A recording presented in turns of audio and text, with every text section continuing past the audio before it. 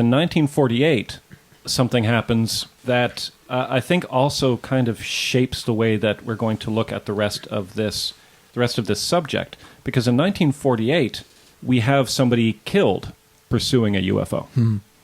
So it's January 7th, 1948. Captain Thomas Mantell he was an Air Force officer. He's a World War II veteran, winner of the Distinguished Flying Cross for heroism under fire. He was part of the D-Day landings. So this is a guy who was considered a very good pilot, very cautious and careful pilot. And post-war, he joins the Kentucky Air National Guard, flying the F-51D. And he is stationed near Fort Knox, and his job is basically to patrol the skies and make sure everything's copacetic over the United States. On January the 7th, I think it's Godman Army Airfield, gets a call from a policeman stating that he saw something strange in the sky over Kentucky. A bunch of other people start calling in. A bunch of people have seen something strange in the sky. It's referred to as large, metallic, teardrop-shaped. One person says it's about a quarter the size of the full moon. So it's a very large thing up in the sky, very noticeable. Lots of people have seen this, to the point that I think it's safe to say something was in the sky. Yeah. And the people on this Air Force base see it, including the control tower sergeant at Fort Knox sees the object. I mean, he doesn't necessarily believe his own eyes. He calls other people in, and they say, yes, we can also see this strange thing in the sky. It's very white.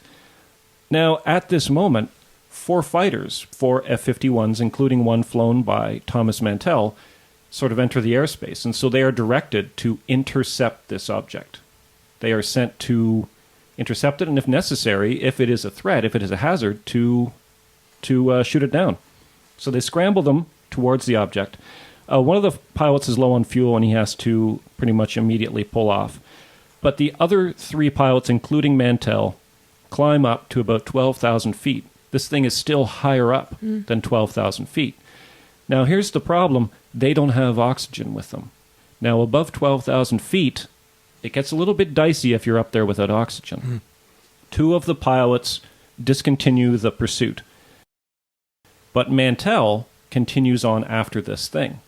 Now, there is some discrepancies about what he says. There's some disagreement amongst witnesses in the control tower about what he said. It's generally accepted that he said something along the lines of, it's metallic and of tremendous size. He continues to climb past 20,000 feet. Wow.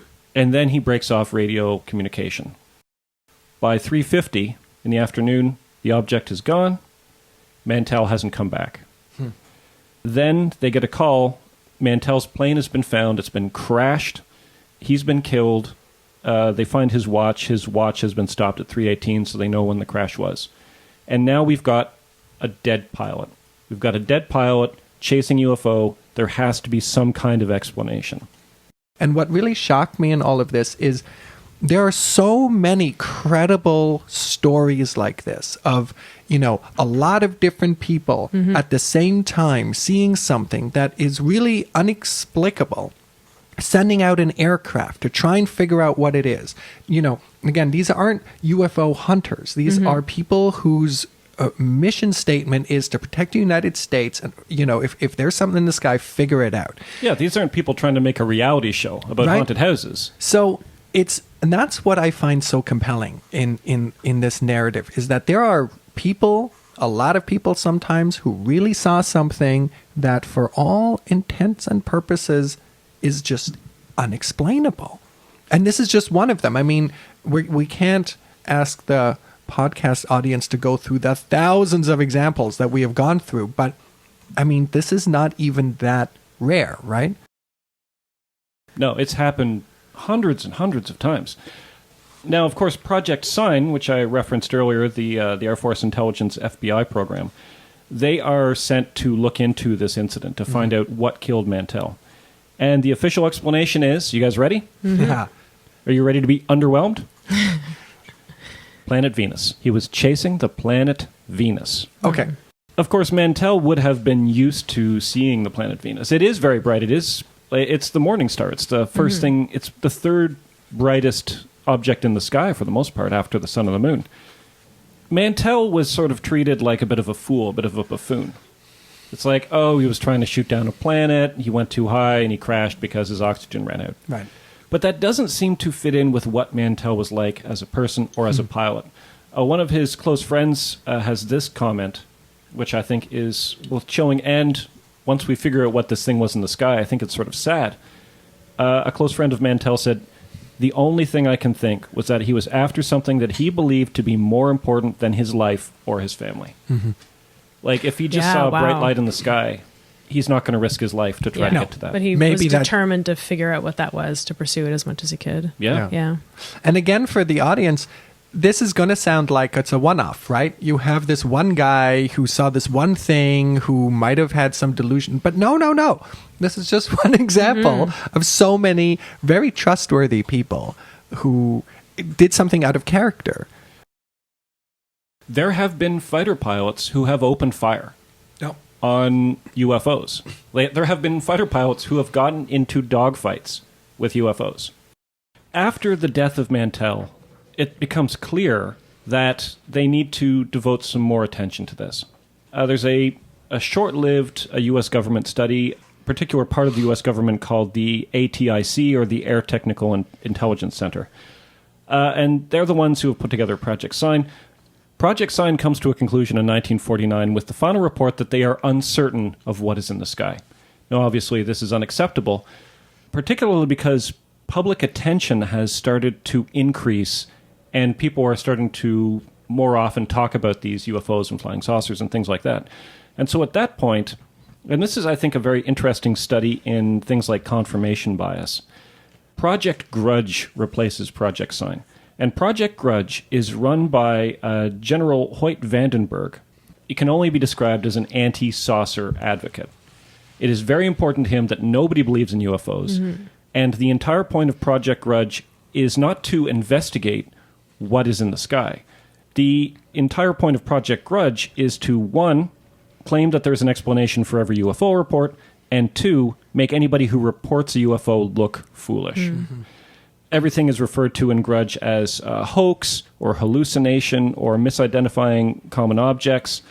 They even go to the point of getting a Saturday Evening Post writer named Sidney Shallett to write an article in 1949. And in that article, Shallett uses phrases like the Great Flying Saucer Scare, a rich, full-blown screwiness, fearsome freaks. So basically trying to lead with his language to try to paint the entire UFO movement as something silly and goofy and not really worth anybody's serious time. Right. Even though he was a Saturday Evening Post journalist, he was basically doing the work of the American Air Force at this point to try to tamp down any kind of speculation. Weirdly, it has the exact opposite effect. And people become more and more interested in this flying saucer idea. Is that like when a police officer says there's nothing to see here, and then your attention is much more drawn to the thing that they're trying to keep you away from? Right. Yeah. Or when something is censored, then people just want access to it. Right, because it's censored. Yeah. I didn't actually care until you censored it. Yeah, now I want to see what it is. Like if somebody I was walking down the street and somebody said, "There's nothing to see over there." Right? I'd be like, "There's got to be something to see over there." So this is an interesting study, I think, in confirmation bias, which is an important idea, and I don't know if something we've ever overtly talked about. But what's the basic idea of confirmation bias? That we seek out those things that confirm what we already believe. Yeah. And why is this a dangerous thing if we're trying to genuinely do critical thinking?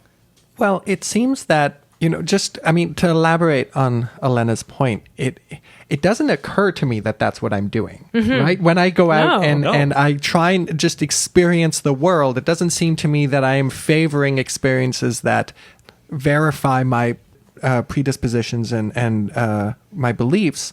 It feels like I'm just experiencing the world as it is. And so I think, to answer your question, Nathan, is that it gives us a wrong sense of what's going on, to be frank. Well, right? Think about like an anti-vaxxer searching out on the web like vaccines cause autism, and just getting back, other blogs and sites and things of that confirm what they already believe, rather than genuinely inquiring and looking at both sides and looking at the evidence and where it is, So it lacks that actual critical thinking. Yeah, because if something disagrees with you, you can dismiss it. If something agrees with you, then you can pay attention to it. So here's the problem. If you have a project like Grudge, starts off with the bias that UFOs are nonsense and we have to make sure that people don't believe in them, that is not the way to scientific inquiry. Because anybody who comes up with anything that disagrees with that conclusion is going to be funneled out of the program. And here's another thing that Lee often points out that I think is super important. Everybody, including us, occasionally will say something like, the American government did this. Why is that a problem when we say it? So you're looking at me. This is one of your... This is one of your windmills. This is it. That's a windmill, a hobby horse, whatever. Because the American government or any government isn't one thing. It's. I mean, even a single institution within the American government is going to be composed of different people with different motivations. And you just think about, like, is it likely that somebody somewhere in the American government hates their boss and wants to stick it to them? Then they're not operating necessarily as one unified body. And then the American government is huge. I mean, you have the FBI and the CIA who can't stand each other. And barely talk a lot of the time. Right, they barely talk and actually quite enjoy screwing each other over if they get the opportunity to. There's the Justice Department. I mean, it's just a huge mess of an institution with so many different people, intentions, mandates, desires. Yeah, think about your own workplace or your own classrooms and try to imagine if you were trying to operate as like one entity, it's not going to work. So at the same time, you had people like General Vandenberg, who had a radical anti-UFO bias. You also had other generals within the United States Air Force, people like General Charles Garland, who had seen a UFO and probably didn't enjoy the fact that all UFOs were being dismissed as hoaxes and nonsense. So the pro-saucer movement was able to gain enough traction so that they were able to change Project Grudge into Project Blue Book. So Project Blue Book is put into the hands of a person who is, I think, a bit of a patron saint of our podcast. Yes. This is like, we're often talking about villains and people who've done terrible things. This guy, I'm going to say he's one of our heroes.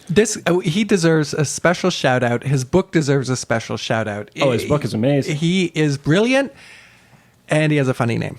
Yes, and I don't know how to pronounce his name. I've never actually said it out loud. Captain Edward Ruppelt? Yeah, I don't know. Ruppelt. Also hard to spell. Yes. Ruppelt. Captain Ruppelt. We're going to have to decide right now how we're going to say it. Ruppelt? Ruppelt, I think so. Okay. Ruppelt? Okay. So who is Ruppelt? He was a World War II navigator in B-29s. He had a degree in aeronautical engineering. And during the Korean War, he was assigned to the Air Technical Intelligence Center to study bits of shot-down Soviet jets, mostly MiG-15s. So he had an interest in kind of exploring non-American technology and assessing potential threats and things like that. And the thing about Ruppelt is he had a very good reputation for being careful, fair, and methodical. He didn't have an axe to grind. He just wanted to know, okay, what are these things? What is in the sky? What is happening? So he puts together a team. One of the most important team members, he is an astronomer named Dr. Alan Hynek, who actually you might not have heard of, but you have heard of his work because he is the guy who comes up with a categorization system of close encounters of the first, second, and third, fourth kind. Oh, okay. So that's where that idea comes from. He's an interesting character because he had been a consultant on Project Sign and Project Grudge, and had started being an absolute complete skeptic about UFOs, but had come across so many reports that he couldn't explain that he was starting to become a little bit less certain, which is exactly what Ruppelt wanted in a team member. He wanted somebody who wasn't already certain about what he thought. And now we get this guy, and he is going to be quite neutral about it. Yeah. He adopts a more thorough, less leading style. He coins the phrase, to give you an idea of how careful he is, he coins the phrase UFO. Because up until then, everyone's talking about flying saucers, and he says, we can't use the term flying saucer because that's going to change the way people think about these things. So we just need something as vague as possible so it's more accurate. He interviews everybody who's going to be a part of this project, and he asks them, do you believe in UFOs? And if they say, yes, I definitely believe that aliens exist, he does not get to be part of the project, right? And if you say, aliens, it's nonsense, of course it isn't true.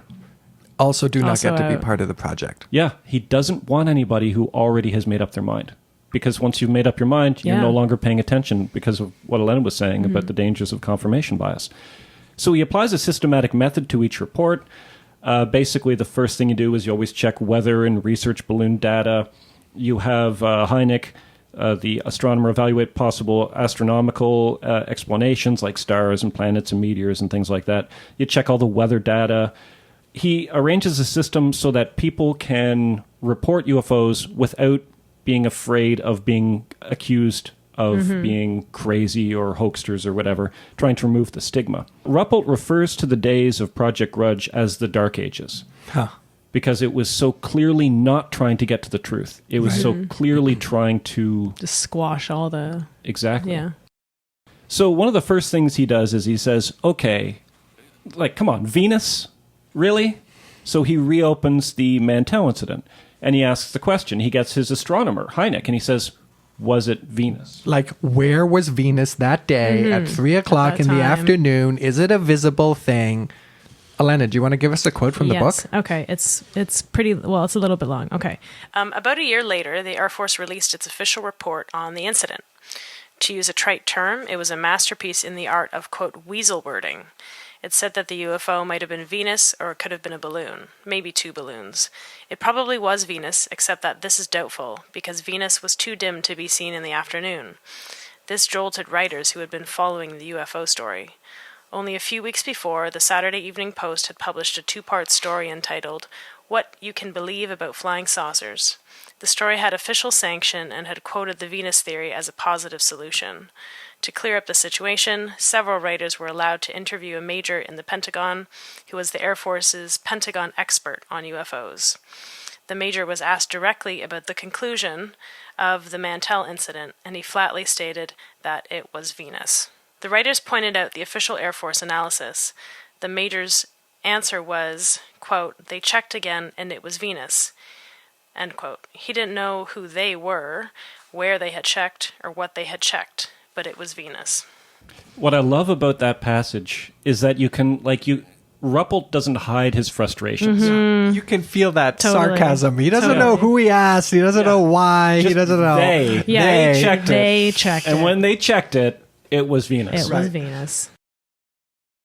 So he's like, so he asks Hynek, and Hynek says, no, it wasn't Venus, because it's not like Venus is unpredictable. We know exactly where it should be all the time, and we know what time of day it was. And Hynek tells him it wasn't Venus. It would have been too dim. I don't know this, but it seems like it would also be the kind of thing that would occur to somebody in the flight control tower. You know, if Venus was like super bright and right in front of the airplane, to be like, no, don't. It's just Venus. Yeah, Don't Yeah, turn yeah, around. yeah. Don't shoot that Happens down. every day around this time. You know? Yeah, So annoying. I've seen it literally hundreds of times. He says, okay, well, then I'm confident that, no, it wasn't Venus.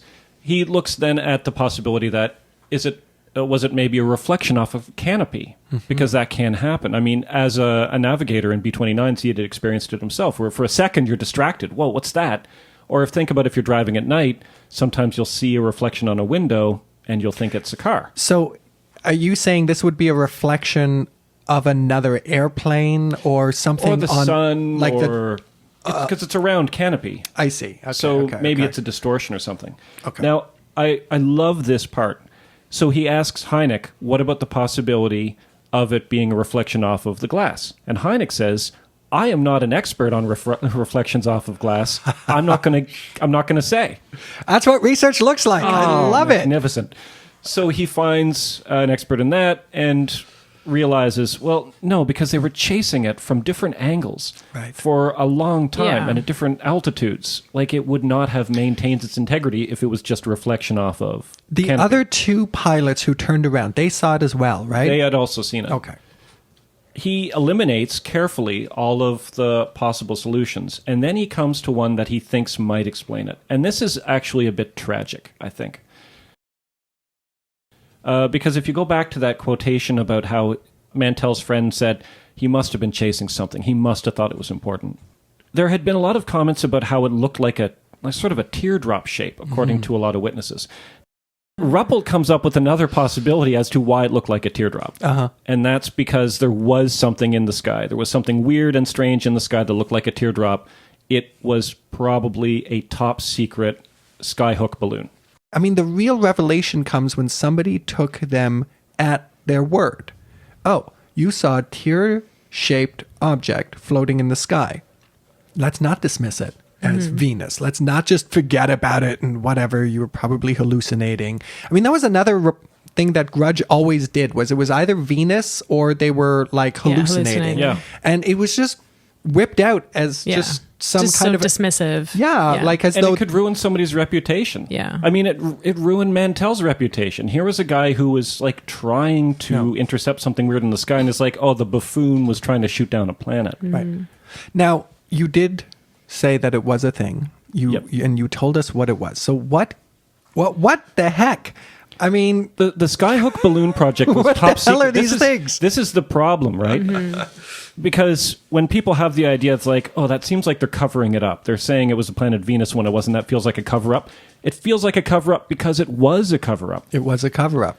The Skyhook When they say it's a program- weather balloon, it sounds like a cover-up. Yeah. It was a cover-up. Yeah, it often is a cover-up. The thing is, though, that the American government in this case turns out they weren't trying to cover up aliens. They were trying to cover up this top-secret Skyhook balloon project. And what which was that? A super high-altitude balloon that could have perhaps been used to float over the Soviet Union to test for nuclear explosion tests, or perhaps you could strap a camera on there. Is this it? Oh, So my let's see. understanding was that This thing? Yep, and Yes. so Alena's found a picture of it, Okay, and I'll post that too. what does that look like to you? It looks like it should. it almost looks like a parachute Yeah, that's shape, kind of. not what I thought. Yeah, No, looks I like mean a- teardrop would be the other way around. well, they didn't say that it was going down. That's true. Just the shape was. Oh yeah. Oh, look at Yeah. Looks like a little long squid or something in a way, or a. Yeah, and also you can see sometimes there's a red paint to that, and a lot of people had said that it looked like it almost had like a red gondola underneath it. Really? So I think it's safe to say that Mantell was not foolishly trying to shoot down Venus. He was being confronted with something weird in the sky. Yeah. And then the Okay. Air Force, rather than admitting what had happened, they allowed Mantell to be basically dismissed as a fool. And as Nathan was saying, it's top secret. So these are other parts of the military don't know that this even exists. So you go up there, and what do you see? Something that is higher than it should be. There's no obvious explanation for this metallic, silvery, giant object floating about.